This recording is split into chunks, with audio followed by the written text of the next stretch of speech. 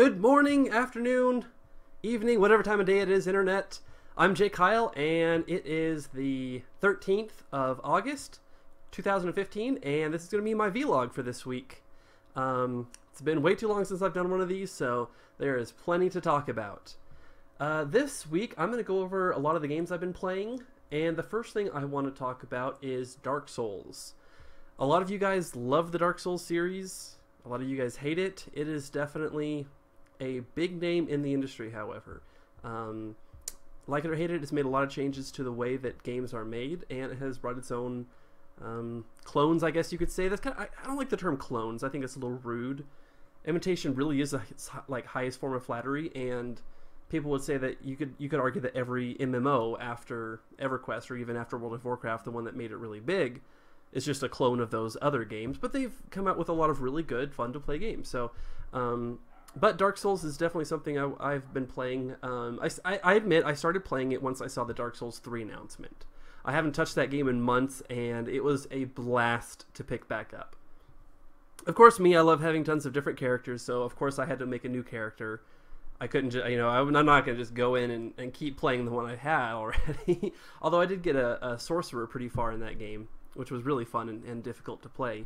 But this go around, I tried a dex build, a Dark Souls 2 dual wielding specialized dex weapon using, dexterity weapon using character. And that was a bit more of a challenge. I will say in Dark Souls 1, I did a pretty standard strength build, strength, health, just well-rounded, boss fighting build. And this one, I kind of wanted to aim a little bit more towards dueling and PvP. I thought that the dexterity and the dual wielding would help a little bit out with that, but I've had mixed results, to be honest. I play the two PvP areas I've gotten to on my dex build character was the Rat Kings, the Rat Covenant, and the Bell Tower Luna. And in Bell Tower Luna is probably where I see the most PvP, and I would say that what has killed me more than anything else is long swords. Swords with quite the range, with a good distance on them that can get me just right out of my roll, even if I'm a little bit further back. So that's, I'm going to have to try out I've never used like a broadsword or a great sword or anything like that, or I imagine the axes would be very similar as well.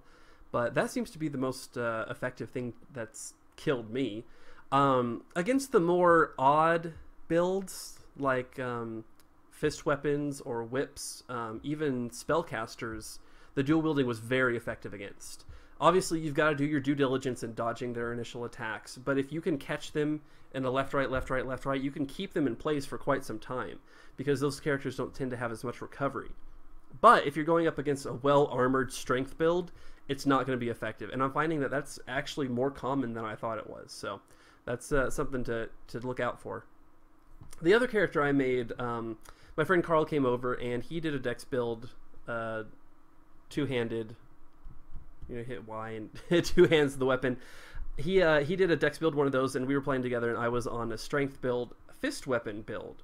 Now, every other fist weapon user that I've seen has either had like little to no armor on, and I imagine it's like a what do you call it, lore cosplay type thing. I don't know, where they just want to have a cool looking character, and I absolutely respect that.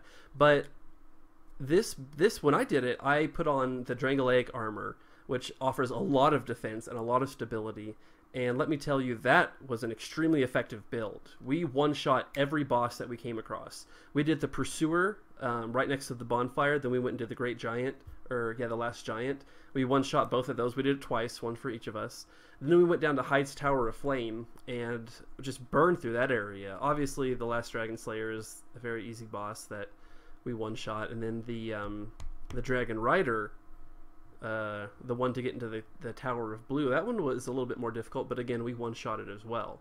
So it was probably that I had a friend. I won't go ahead and say that that's an amazing PvE build, because it offers a lot of flaws. You don't use a shield, which shields are very useful against a lot of bosses. The Belfry Gargoyles, for example, you definitely want to have a shield for that. But it was really cool trying something new. So I'm definitely looking forward to Dark Souls 3. I think it's still going to be several months out. But there's so much of this game I haven't explored, and I haven't even touched any of the DLCs. I probably won't get them. I don't tend to beat games, but I'm going to put Dark Souls on my list of something I'm going to attempt to beat, and maybe I can have more than 6 games that I've beaten in my lifetime. So next I want to go over to, before we move into other games, Steam. Now this is very exciting for me. I'm going to pull up this article. Steam just announced a new Steam-based handheld. They have mentioned the price on this thing. They've mentioned its specs, and I am freaking excited. Okay, I'm a big handheld guy. I don't play consoles. I have an Xbox 360, but that's, you know, dinosaur technology nowadays compared to the PlayStation 4 and the Xbox One. Fantastic consoles. I just don't own them. So I use I do PC gaming. That's how I play. But this Steam machine, it's a handheld. It looks about the size of the PlayStation Vita if you have one of those things. It's going for $299 US. It's gonna come 720p resolution, 5-inch touchscreen display, Wi-Fi, Bluetooth, HDMI outlet. This is one that I am very excited for. You can plug this into your TV and play off of your TV if you've got that. So that is really cool. 4G, which is nice. I don't think the 3DS have that option. The Vita might, but probably not. I don't think the Vita has that either. So this would, if that's the case, this could be the first handheld console that has 4G coverage. Obviously, if we're not including iPad as a handheld console, but I don't really. But that's the Pro model. They're having 2 different models. And of course, Steam, they're going to give you lots of different options, which that's one thing we love about Steam. It's going to have an AMD G series, what is that thing? CPU, which is alright. I've got an AMD in my thing. Radeon graphics card. I'm not holding my breath for the graphics card on this thing. It's a handheld. If they put anything decent in it, it's going to be too hot to touch, and it's just going to burn itself out. But it does have 4 gigs of RAM and 32 gigs of internal memory. And that internal memory I am actually really excited about, because on my Vita, I've got 2 memory sticks, and they were stinking expensive. I've got an 8 gig and a 16 gig, and I fill that up real quick. So if this thing also offers memory addition, if we can get SD cards in this guy along with the 32 gigs of internal memory, this is going to be fantastic. I'm gonna love it. They haven't said anything on battery life.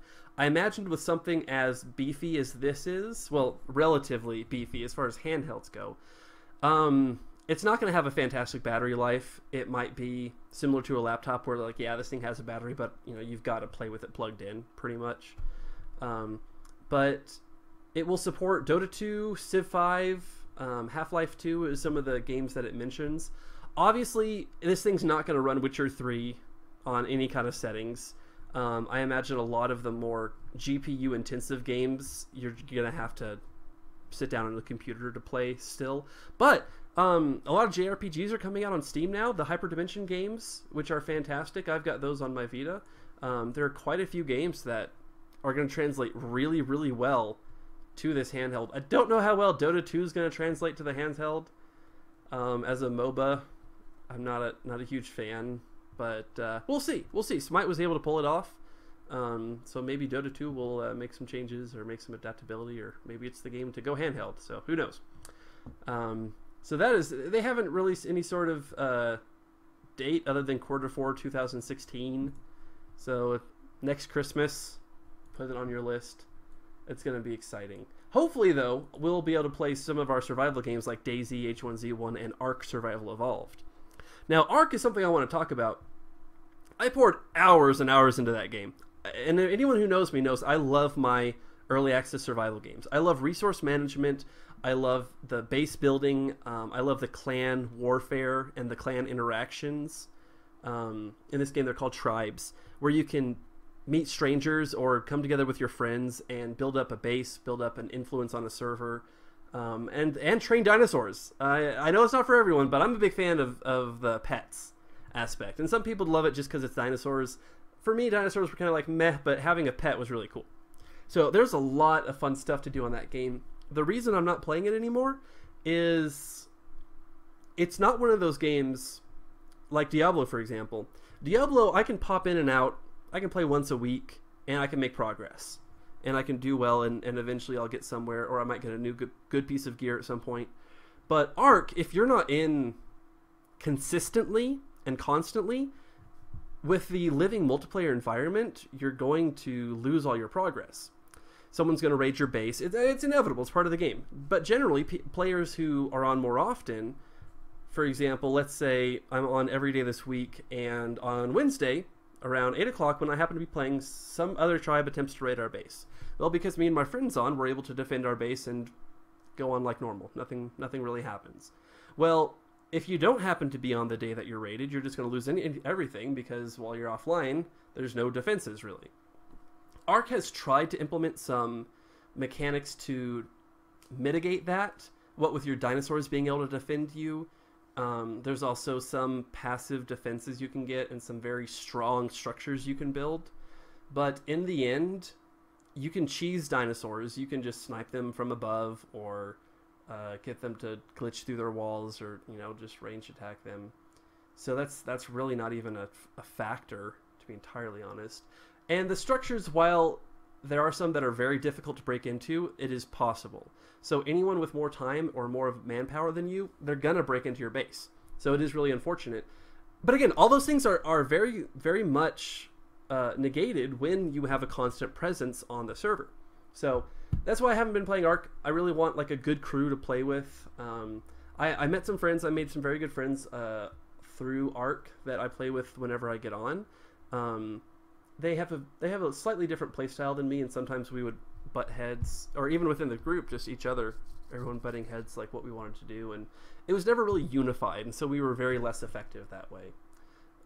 You definitely want to have a unified goal and ideals whenever you go into a survival multiplayer game as a team. Otherwise, it's not a whole lot better than just lone wolfing, which is fun too. Lone wolfing is definitely fun. Not very easy to lone wolf in Ark, if I might say so. In H1Z1, and the reason being is the persistence after logging out. When you log out, your body still stays asleep in whatever place you logged out. So if you're in the middle of the wood and someone comes across you, they can kill you and take all your stuff because you're just sleeping there, Unlike in H1Z1 and DayZ, your body and all your stuff is removed from the game. No one can affect you while you're offline. So it's a lot easier to progress in games like those. Obviously, if you encounter another player while you're online, then it's a test of, okay, do I run and fight, and am I skilled enough to get away, or am I skilled enough to win this fight? That's still all on you. That's active presence, that's active cause and effect. But when you're still there after you log off, there's nothing you can do. All of your, whether you survive the night or not, is depending on how well you build a base, how well you hide your base, how well you position your dinosaurs, etc. All that stuff. So that's and I'm not saying that that's a bad mechanic. I think it makes for very different gameplay. It definitely encourages base building. It encourages teaming up, which is a great part of the game. So when you have a bunch of lone wolfers, snipers everywhere in DayZ, it's not a whole lot of fun because you're going to die every time you walk through one of the more popular cities. So that's Ark. I would like to get back into it. It might happen at some point. But right now I'm playing a whole lot of Heroes of the Storm. And so the Progression Gamers and I have been doing a tournament. Little miniature. There's a podcaster who's hosting, and a fairly large podcaster. Kent found out about it. And we made it to the semifinals, which surprised me. If I'm being entirely honest, I did not expect us to make it 3 games. I thought we were just going to lose and lose and lose over and over and over again. But we ended up being, I believe, 3-2. Technically 4-2. The reason I don't think we actually made 4-2 is because the other teams that had to play a game chose not to. They just decided to quit, which it's hard to blame them because one of the teams was like 0-4. When you're so out of your league, it's really frustrating, and it's not fun to play games where you're just getting stomped on. The 2 losses we had were pretty brutal defeats. And it was very discouraging. Well, it can be if you don't keep the right mindset, and if you don't have a commitment to improving, and if you don't plan on taking this loss and moving it forward. But some people aren't into that. Some people are just playing this game very casually. It sounds like those people were. They wouldn't have signed up for the tournament if they didn't enjoy this game at some level. So I can't hold it against them that they quit. But I can say that we're fairly confident because a lot of the teams that they lost to, we beat. So we were probably going to win that. But it was still pretty fun. Most of the games we won, we had to really, really work for. It was the first game we played was a breeze. We kind of just blew through these guys, and it kind of gave us a false. It was actually probably the worst thing that could have happened to us because it gave us like a false. We felt like we were better than we actually were. So that was a problem. We didn't practice as much as we should have in preparation for the next game. The next game, we were just stomped. We were absolutely raffle stomped. And then the game after that, we lost in like 9 minutes. We got our ults as our core, as our Nexus was falling down. Like, it was the most brutal defeat I have ever experienced. I wasn't even mad. I was impressed that these guys were so meticulous and so skilled in the way that they executed their gameplay. It was fantastic. I loved it, and I watched that replay over and over again, and I enjoyed it. But the next two games, or the next 2 games, we really got our team together. We dedicated a shot caller, a team leader on the field, and in the games, you know, it was difficult without having like constant practice. We're practicing maybe only a couple times a week. You know, we're adults, we have jobs, we have families, we have significant others, boyfriends, girlfriends, whatever. So it was really cool to see us really pull together as a group. More people started taking charge. My buddy Irving and Hands of Death, they both really stepped up to call the shots and to run the games, and they did a fantastic job doing both of those things. Both of them did. And I'm going to go ahead and say we could not have won them without their leadership during the game. Because while all 5 of us are very skilled players, without a good direction, without a unified goal as a team constantly, without someone looking at the map, looking where everyone is, looking at objectives, saying, this is where we need to be, this is what needs to happen, we need to avoid this area, we need to stop this, without making those calls, we're kind of just doing our own thing. You know, I might think, oh, we should get Grave Golem, that's the most important right now, but really we need to go down bot because the tribute's about to spawn. Whatever the case may be. So it was awesome to go through this tournament, and while I don't think we're going to make it very far, Kid's going to yell at me for saying that, but the team we're going up against went like 7-0, and there's just no way. There's no way. I think it's going to be fun, and I plan on learning a lot from that game, and I plan on doing my gosh darn best, but it's going to be difficult. But other than that, Heroes has evolved quite a bit from the early alpha since I've been playing it. It has really come a long way as far as champion diversity, as far as making tunes and balance. They're a little rubber bandy with the balance patches. That was an issue I noticed League of Legends had earlier in its life. Back when they were like really pumping out champions just to fill up their champion pool.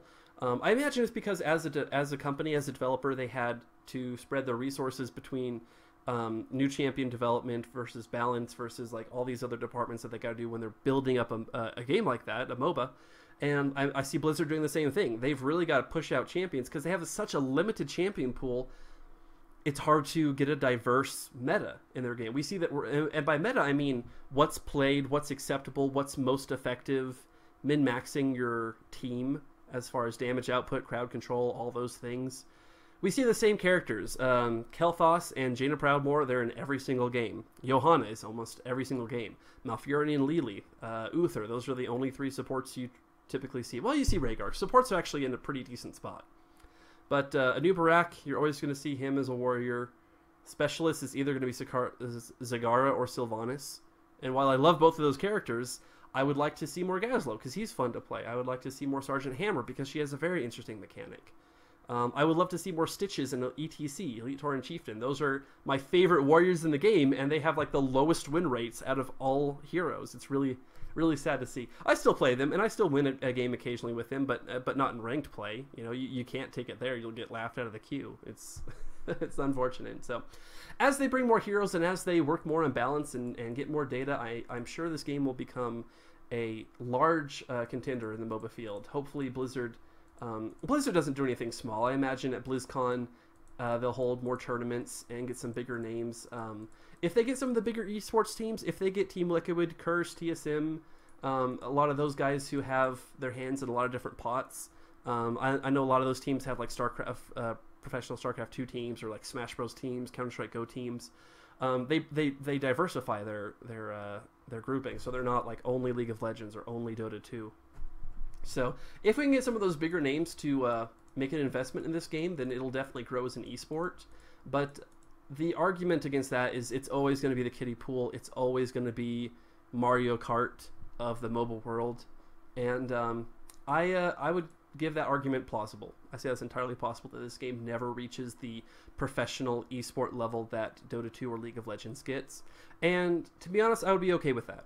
because League of Legends is a fantastic MOBA. It has such an amazing professional scene. The Riot Esports team has done more for the esports industry than any other game or developer in the history of video games. You know, Counter-Strike has been around for a while, and while that's probably the second biggest, well, Dota 2 maybe, but Valve has done great things too. You cannot discredit Valve at all, because they always get a lot of attention with their Dota 2 championships each year, largely because of the sheer massive amount of money they give away. It's ridiculous. Like, was it like 16, 18 million this year? It was incredible. And then the number one team got 6 million, 6.6 or something like that. Like a stupid amount, right? 5 players, and then coaches and staff. Like, those players are getting quite a lot of money just for that one game. Like, it's insane. And of course, the runner-up, you know, team probably got several million as well. It's fantastic. I love the direction that esports is going, and I look forward to seeing it grow even more. So, speaking of Blizzard, if you're a Diablo 3 fan, don't forget the season ends next Sunday on the 22nd of this month, August 22nd. We are, and that means you've got to get a character up to level 70 before that day, so you can get the seasonal armor transmog set, which I'm a completionist. I've gotten a level 70 character each season, one and 2, and this is season 3. Admittedly, I get like 50 levels in the first week of the new season, and then I won't play for a couple months, and then I'll see the notification at my Battle.net launcher, and they're like, hey, end of season next week, and I'm like, ah, crap, I gotta level up this guy. So then I play Diablo for a week straight until I get level 70, and then I won't play it again for a while. So that's what I do. You probably play during the season and actually get like the more detailed rewards, but I just want that set. It's not even that cool of a set. I'm just getting it because it's rare, because I have a problem. If it's rare, I'm going to go for it. That, and in Season 4, if you are a Heroes of the Storm player and you get a level 70 Season 4 character, you get a special mount for Heroes of the Storm. It's Malthael's Phantom.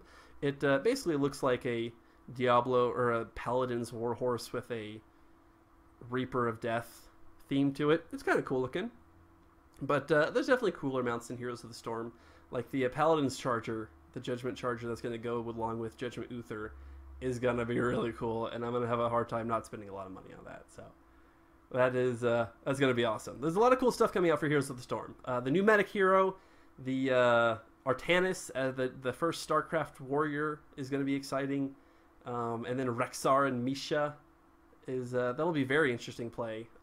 Little bit of micromanagement because you've got 2 characters, but not quite as intense as Lost Vikings. At least I assume there's going to be 2 characters. It would make sense to do it like that. But since Blizzard is obviously not afraid to, you know, have a MOBA where you're controlling more than one character, so as they showed with Lost Vikings.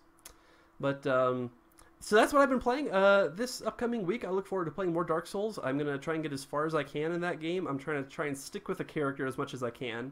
I'm having a lot of fun with my dual wield build, but it is very difficult to level through, so I think I'm going to crumble and switch to like a strength-based build at some point. Plan on playing more Heroes, a little bit more World of Warcraft. Not a whole lot to do in that game right now. It's the end of the patch. I don't really feel like raiding. I don't feel like gearing up for PvP, so I will probably just be doing mount runs. Those are always fun. Get some gold, try and get some rare mounts. If I get Mimiron's Head, I will do a vlog and give something away. I will give like a gift card or something because it'll be amazing. But so that's all I got for this week. Look forward to tuning in next week where I'll talk more about what we've been playing, what I think, and how you can get better. So have a good whatever time of the day it is.